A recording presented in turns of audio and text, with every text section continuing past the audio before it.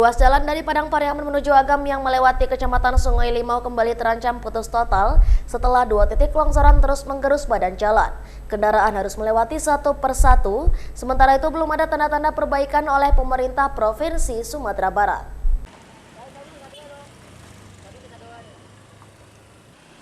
Ruas jalan di Padang Pariaman menuju Agam, tepatnya di Kenagarian Kuranci Hilir, Kecamatan Sungai Limau, Kabupaten Padang Pariaman, kembali terancam putus total. Pasalnya 2 titik longsor terus menggerus badan jalan dalam kurun waktu 1 bulan.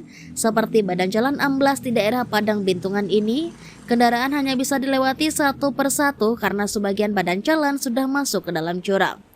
Longsoran juga terjadi di jalur ekstrim Kelo Apa. Jika tidak hati-hati melewatinya, pengendara bisa masuk ke dalam jurang karena longsor berada pada posisi tanjakan.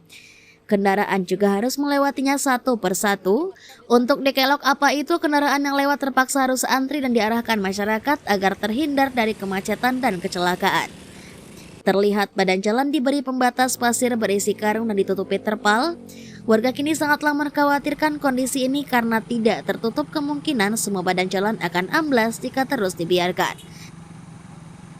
Dan ini sebulan yang lalu lah, tentunya penyebab keruntuhannya perkumpulan air, tidak ada limbah pembuangan air, jadi tanah ini melembab.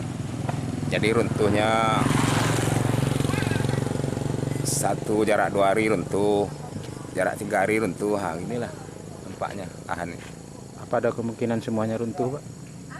Ya kalau dibiarkan berkemungkinan semuanya runtuh, jalan ini akibatnya putus. Dari Padang Pariaman, Sumatera Barat, Eka Agus Priyadi, iNews melaporkan.